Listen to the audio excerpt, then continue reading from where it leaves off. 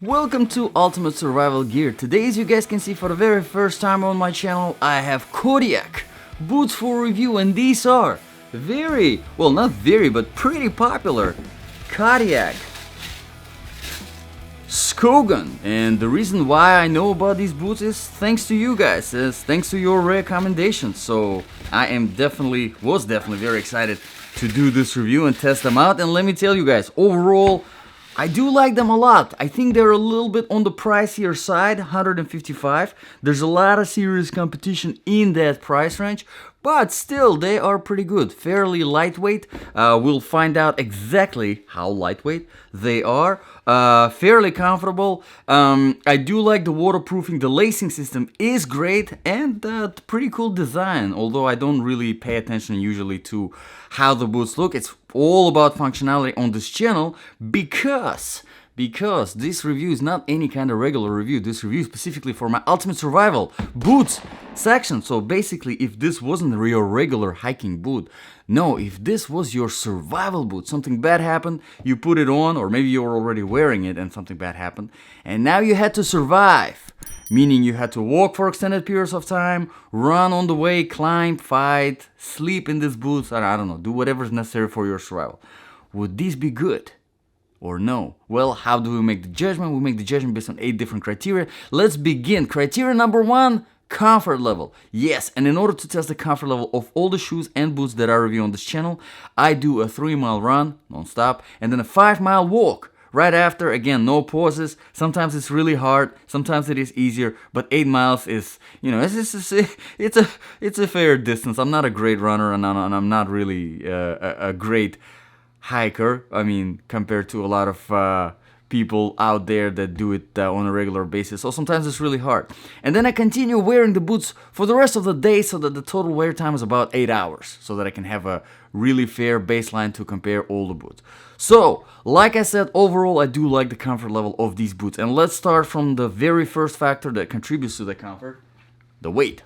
Alright, this is size 10, and let's see exactly how heavy or light these are. 18.2, definitely on the lighter side. Now, to give you the reference for the numbers, if you are looking for a lightweight boot, you're looking for something under 20 ounce. The more under 20 ounce the boots are, the lighter they're gonna feel. The more over 20 ounce, now you start getting into the extra weight category, and now you're starting to feel fatigue. Especially if you're running, you definitely feel that really, really quick. Half a mile and you already start feeling that, yeah, there's something on your feet that is weighing heavy, alright? But these are definitely under 20 ounce, and you can definitely tell, alright? So pretty good job there, Kodiak. Now, the next factor that contributes to the comfort usually is the outsole. And here, as you can see, it is very, very flexible. Yes, so the flexibility is pretty good. You can actually run properly in this boot. So great job there, Kodiak, as well. Let's move on to the inner sole now, and I'm gonna take it out and show you. I actually do like it a lot. It's more cushiony than your typical boot insole, and I do prefer more cushiony. I know some people like more firmness in their inner sole, but I do prefer more cushioning, and this exactly has it. Now, there's not much of the heel bed, there's not much of arch support. As you can see, it is fairly flat. So if you have more flatter feet, like I do, you're gonna like the fitment of these boots, as you can see. So pretty good job there. Now, once you remove the inner sole, there's no more cushioning layers, so it goes straight into the harder rubber. I mean, you do have this midsole that kind of adds a little bit of cushioning, but still, the main cushioning is here, which is, I would say, enough overall. Now, the inside of the boot padding, you can see the tongue is kind of padded, but not much. It's very thin. The shaft, the same thing, is very thin. There is almost like a padding going throughout this part of the toe box, but nothing here at the very front. And this is pretty hard. It's reinforced for your protection, but on the inside it's just going straight into this hard material. So keep that in mind.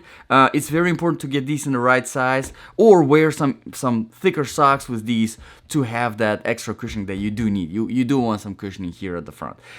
Keep that in mind. So overall, I do like the comfort level of these boots. Could they be better? Yeah, of course they could be better. They could be a little bit lighter. The inner sole could have a little better heel bed, a little better arch support, and there could be a little bit more cushioning going throughout the boot. But overall, it's definitely pretty good. Let's move on to the criteria number 2 now. Proofing and protection. Now, proofing wise, these are waterproof. Nothing fancy, no fancy waterproofing technology here. It's not Gore-Tex, but in my experience, it does work fairly good. Now, it does have the tongue gusseting, obviously, because it is waterproof and it needs it. And let me tell you one thing that I have a little bit of a complaint here.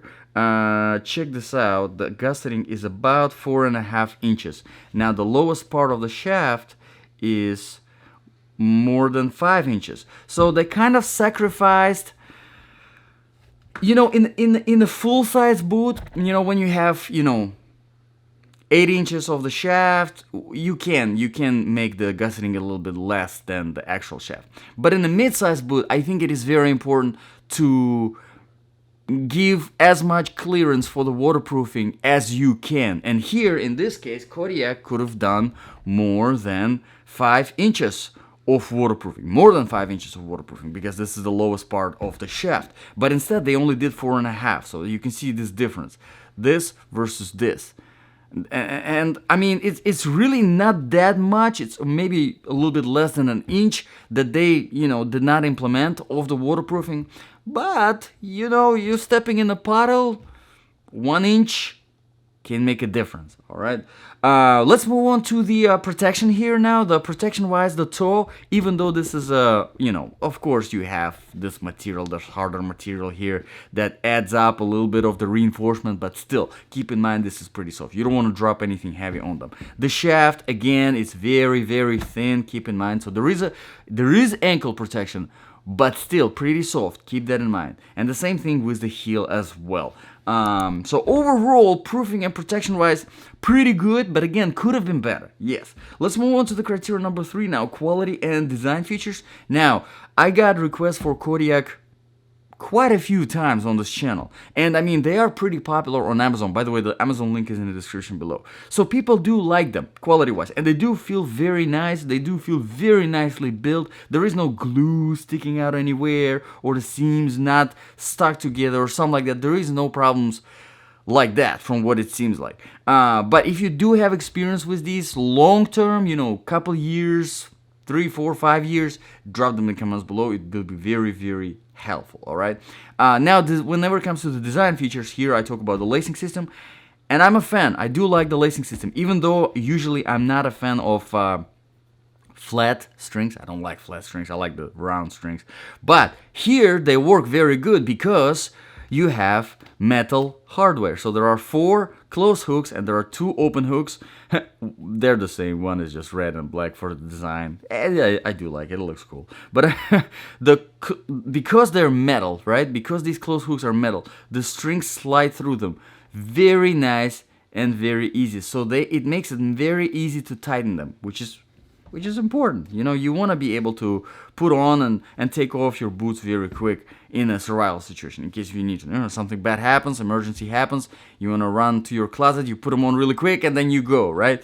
And here you can do that because the lacing system is pretty good. And of course, 2 open hooks, you do want them to have those for your hiking, because it's just good to have open hooks for hiking, because you can easily release the tension in this part. If you're going, for example, up the hill, you do want to have a little bit of a relaxed tension here so that you don't have that much of the pressure point on your sheens. All right, hopefully it makes sense. If you do hiking on a regular basis, you probably know, especially on the heels. Here in Florida, whenever I do hiking, I don't have to bother with that. But whenever I go somewhere, to hike Tennessee, North Carolina on the mountains, definitely helpful.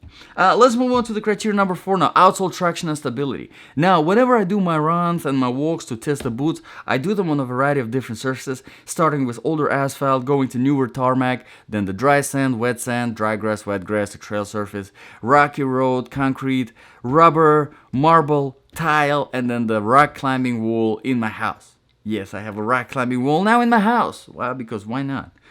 Jeez. But this is a decent outsole. It's more on the slippery flat side. There is some aggression to it, but I feel like in my personal preference, I could use a little bit more aggression. It performs excellent on the sand. It performs great on asphalt. Obviously, trail surface is pretty good. Rocky road is great. Concrete, marble, tile. It's actually pretty stable on marble and tile, surprisingly, on the shiny surfaces. But it is a little bit slippery on the wet grass. Keep that in mind. Now, I'm not gonna mention the ice and snow here because these are not winter boots. They're not winterproof. They don't have any insulation, and even though they are waterproof, this is gonna be slippery on the snow and unbelievably slippery on the ice. So we're not even gonna mention that. But speaking of the ice and snow, let's move on to the temperature. Like I said, these are not winter boots. You can get away with some colder temperatures, implementing some insulated socks because these are waterproof. But just don't walk on ice and snow. It's not that kind of winter where you can walk around with these on ice. I mean, there isn't really a lot of boots out there that you can just put on and walk on ice unless they are ice boots with some metal spikes. Keep that in mind. But for hot temperatures, great breathability overall because the padding is everywhere, is so thin. They are actually pretty good whenever it comes to being 3-season boots. And like I said, you can get away with some mild colds with these, especially if you implement insulated socks. You can get away with even colder than that. Just not too fantastic on ice and snow. That's the only concern. Let's move on to the criteria number 6 real quick. Sizing. They are true to the size. Get yourself half a size bigger so that you have a little bit of extra space here in the toe box, because you need that, because there is not much padding from the inside, and just, it's just a good thing. Kind of a good advice that I got a long time ago. Getting half a size bigger whenever it comes to your boots saves you from unnecessary fatigue. All right. Let's move on to the criteria number 7 now. The sizing, but the balance of application. Sorry, not the sizing. Sizing is done. Balance of application. So if this really were your ultimate survival boot, would they be good? Would they help you survive? Or would they get you killed? Well, I think these are great. They are very comfortable. They're fairly lightweight. The lacing system is awesome. The outsole could be better, but it's still really good. The padding is awesome. The cushioning. Overall, it's a good, solid hiking boot. For the survival situation, if your survival situation consists of mostly walking to the safe zone somewhere, this is a pretty good option overall. Now, moving on to the criteria number 8, this is kind of where I think it will help you make a better decision. The price currently is $155 on Amazon. The link is in the description below. Now, like I said in the beginning of the video, this is definitely on the pricier side. Don't get me wrong, these are good boots, and $150 is a fair price, more or less, for these boots. But here's the thing, there's a lot of competition out there, a lot of serious competition out there in that price range. Salomon's, La Sportiva, Lova, Scarpa, Salewa, Jack Wolfskin, all in the same price range, and they are, some of them are, phenomenal. All right, Salomon X Ultra 3 Mid GTX, one of my favorite boots of all time, is $160 compared to these $155, so $5 more expensive. But that boot is my favorite of all time, literally, so far. So for me personally, you already know what decision I would make. So I think it comes down to if you trust the brand, like I do, for example, Salomon. If you have that brand loyalty, then yeah, definitely, you're gonna like this. They're great. But if you don't, look around some more. You know, if that's your budget, look around some more, because there are a lot of options out there in that price range. So let me know in the comments below, guys, what do you think about these boots? What do you think about this review? If you have any requests for reviews, definitely drop them in the comments below, because this is, you know, this is how I found out about these boots, and you know, I'm always thankful for your suggestions. Thank you very much, guys, for watching. I really appreciate it. I'll see you guys in the next video.